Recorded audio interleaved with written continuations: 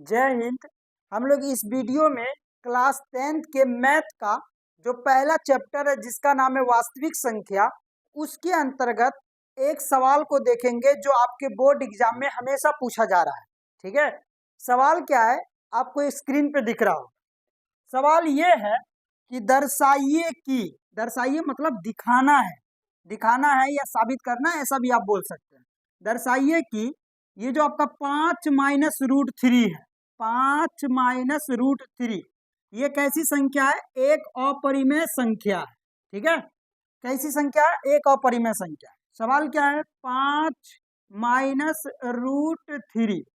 अच्छा, एक बात आप हमको ये बताइए, हमने आपको इससे पहले वाले वीडियो में ये थ्योरी सब पढ़ा दिया हुआ है। परमेय संख्या और अपरमेय संख्या वाला जो थ्योरी होगा पार्ट नंबर 4, उसमें हमने आपको बता दिया है। सवाल क्या है, एक बात बताइए कि ये 5 जो है ये रूट के बाहर है, और सर ने आपको बोला था कि जो रूट के बाहर होता है वो परिमेय संख्या होता है। यहाँ पे ये जो 5 है ये आपका परिमेय संख्या है। परिमेय संख्या के लिए हम p लिख देते हैं। ठीक है, और ये √3 जो है ये रूट के अंदर है लेकिन बाहर ना निकलेगा। तो जो रूट के अंदर रहे लेकिन बाहर ना निकले, तो ऐसी संख्या को हम लोग अपरिमेय संख्या बोलते हैं, और अपरिमेय के लिए हम a लिख देते हैं। क्या लिख देते हैं? a लिख देते हैं। सर ने आपको बताया था कि एक परिमेय संख्या और एक अपरिमेय संख्या, इन दोनों का जो अंतर होता है, अंतर से क्या बन गया?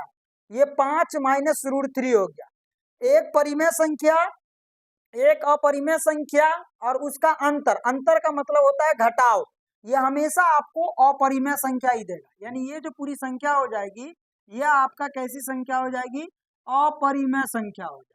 कैसी संख्या हो जाएगी? अपरिमेय संख्या हो जाएगी। लेकिन हमको इसको साबित करना है, तो साबित करने के लिए हमेशा उसका उल्टा मानना पड़ता है। कैसा मानना पड़ता है? उल्टा। यानी अगर ये अपरिमेय है तो उसका उल्टा क्या होगा? परिमेय होगा। परिमेय मानना पड़ेगा अगर पॉसिबल है तो, अगर संभव है तो।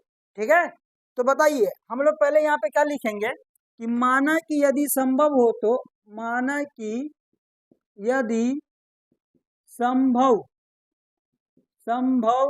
हो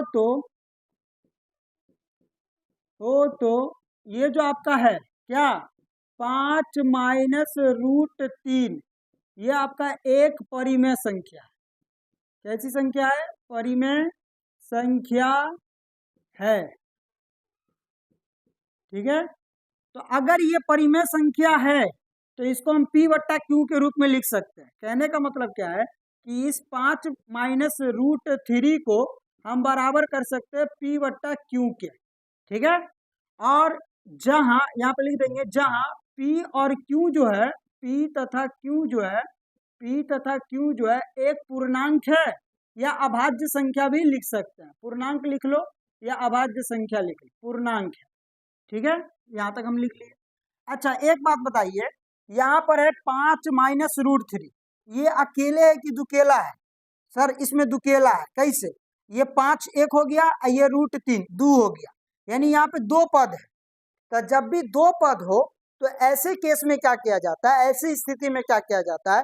परमेय वाला को एक साइड और अपरमेय वाला को एक साइड किया जाता है।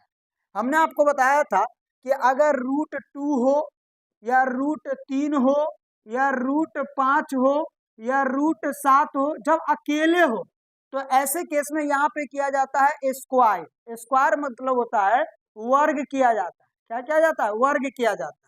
लेकिन यहाँ पे अकेला नहीं है, यहाँ पे दुकेला है। दुकेला कहने का मतलब यहाँ पे 2 पद है। तो ऐसे केस में परमेय वाला को एक साइड और अपरमेय वाला को एक साइड लिखा जाता है कि नहीं? तो बताइए यहाँ पे एक स्टेप इसको एक बार और लिख लीजिए। क्या लिखेंगे? 5 - √3 बराबर तो बराबर और p/q हो जाएगा। ठीक है, बताइए जो रूट के बाहर होता है वो परिमेय होता है। तो बताइए यहाँ पे 5 कहाँ है? रूट के बाहर है, ये परिमेय है। ये √3 ये रूट के अंदर है, बाहर ना निकलेगा, तो ये आपका अपरिमेय है। और ये p/q जो है ये रूट के बाहर है, तो ये आपका परिमेय है। तो सारा परमेय वाला को एक साइड कर लेते हैं और अपरमेय वाला को एक दूसरे साइड कर लेते हैं। ठीक है, तो बताइए यहाँ पे 5 तो 5 अब बराबर के उस पार जाएंगे, ये p/q परमेय है, तो इसके पीछे कुछ ना है तो प्लस है, देखिए प्लस जो होता है ये आपका छुपा रुस्तम होता है। क्या होता है? छुपा रुस्तम होता है। जब कोई भी संख्या के पीछे कोई साइन ना हो तो प्लस होता है। तो ये p बट्टा क्यू जो है ये प्लस में है, तो इस पर आएगा तो क्या चीज में आ जाएगा? माइनस में आ जाएगा। ठीक है, बराबर तो बराबर। अब ये √3 जो है ये माइनस में है। देखो कोई भी चीज माइनस में है कि प्लस में है उसके पीछे नजरिया देखो। जैसे हम लोग बोलते हैं ना कि अगर कोई इंसान अगर सक्सेस है यानी सफल हो गया तो उसके पीछे किसका हाथ है? तो पीछे देखते हैं, है कि नहीं? तो ये √3 जो है ये क्या चीज में है? माइनस में। तो इस पर आएगा तो प्लस में हो जाएगा। अब बताइए 5 के बट्टा में कुछ ना है तो कुछ ना है तो 1 है।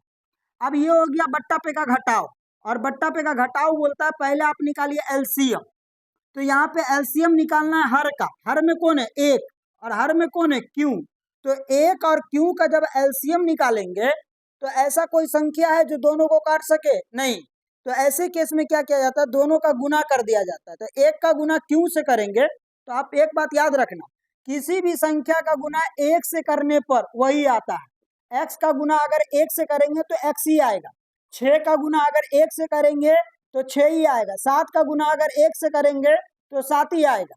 यानी किसी भी संख्या का गुना 1 से करेंगे तो वो खुद आ जाता है। तो 1 का गुना क्यू से करेंगे तो क्यू ही आएगा। तो यहाँ पे एलसीएम कितना आ गया? क्यू आ गया। जब भी तुम एलसीएम गुना करके लाओ, यहाँ पे एलसीएम क्या करके लाए हो? गुना करके। तो क्रॉस वाला गुना चलाओ, क्रॉस वाला, यानी 5 का गुना क्यू से, 5 का गुना क्यू से। तो 5 का गुना अगर हम क्यू से करेंगे तो ये हमारा कितना हो जाएगा? 5 क्यू। क्यों? क्योंकि ये मैथ वाला है। 5 जो है ये मैथ वाला है और क्यू जो है ये अंग्रेजिया वाला है। जब मैथ वाला का गुना अंग्रेजिया वाला से करेंगे तो दोनों को सटा के लिख दिया जाता है। तो 5 का गुना क्यू से करेंगे तो ये हो जाएगा 5 क्यू, बीच में माइनस तो माइनस। और यहाँ पे p का गुना किससे करेंगे? p का गुना 1 से करेंगे, p का गुना 1 से करेंगे। तो यहाँ पे भी वही कहानी, p का गुना अगर 1 से करेंगे तो बताइए किसी भी संख्या का गुना 1 से करने पर वो खुद आ जाता है, यानी p ही आ जाएगा। यहाँ पे p आ गया, बराबर तो बराबर। और √3 तो √3, कोनो दिक्कत? अब यहाँ पे क्या करना है? इसको समीकरण 1 मान लेना, इसको समीकरण 1 मान लेना। अब आप खुद बताइए, क्या ये जो पूरी संख्या है क्या 5q माइनस p बट्टा q ये रूट के अंदर है? तो आप बोलिएगा सर ये रूट के अंदर तो ना है। तो अगर रूट के अंदर ना है तो ये परिमेय संख्या है। लेकिन यहाँ पे ये जो √3 है ये रूट से बाहर निकल सकता है? तो बोलिएगा सर रूट से बाहर तो ना निकलेगा। तो जब रूट से बाहर ना निकलेगा इसका मतलब √3 कैसी संख्या है? अपरिमेय संख्या। और यहाँ पे बीच में आ गया है बराबर का साइन, बोल रहा है इसका ये मतलब है कि ये परिमेय संख्या और अपरिमेय संख्या बराबर होता है। क्या ऐसा बात संभव है कि जो परिमेय संख्या है वही अपरिमेय संख्या है? तो बोलेगा सर ऐसा थोड़ी ना होता है। परिमेय संख्या को p बट्टा क्यू के रूप में लिख सकते हैं लेकिन अपरिमेय संख्या को p बट्टा क्यू के रूप में नहीं लिख सकते। तो दोनों बात बराबर कहाँ है सर? दोनों बात तो अलग अलग है। गलत इसलिए है, अलग अलग इसलिए है, यहाँ पे ये दोनों बात क्या है? अलग अलग है, लेकिन यहाँ पे बीच में बराबर दे दिया है तो गलत है। क्यों गलत? इसलिए क्योंकि हमने गलत माना ही है। देखो ना यहाँ पे हमने 5 माइनस √3 को क्या मान लिया? परिमेय संख्या। बल्कि होना क्या चाहिए?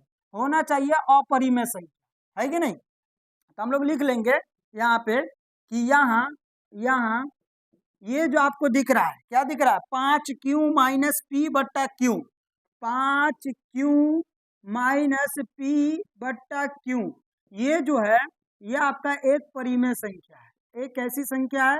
परिमेय संख्या है, परिमेय संख्या है। लेकिन लेकिन लेकिन ये जो आपका √3 है, √3 जो है वो एक अपरिमेय संख्या है। कैसी संख्या है? एक अपरिमेय संख्या है। और यहाँ पे ये दोनों बात क्या बराबर होता है? तो ना सर दोनों बात बराबर ना होता है, लेकिन यहाँ पे बराबर आ गया। चूंकि परिमेय संख्या जो होता है, परिमेय संख्या जो होता है ये अपरिमेय संख्या के बराबर ना होता है, अपरिमेय संख्या के बराबर ना होता है। ठीक है, नहीं होता है। इसलिए यहाँ हमारी मान्यता, इसीलिए यहाँ हमारी मान्यता, मान्यता यानी जो हम माने हैं, ठीक है, मान्यता गलत साबित होता है। गलत साबित होता है, होता है।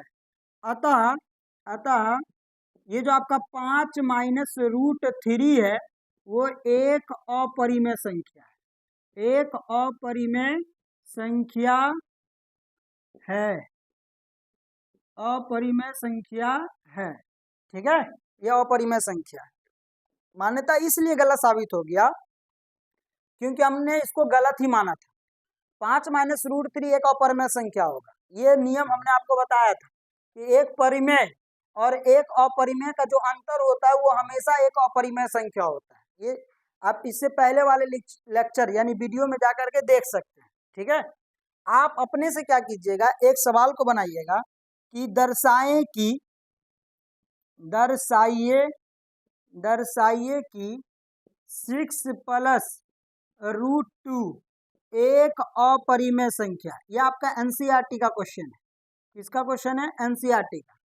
ठीक है, ये पूरे वीडियो में अगर आपको किसी भी प्रकार का दिक्कत लगा हो तो आप कमेंट बॉक्स में कमेंट कीजिएगा, आपको इसकी जानकारी मिल जाए। ठीक है, वीडियो देखने के लिए थैंक यू।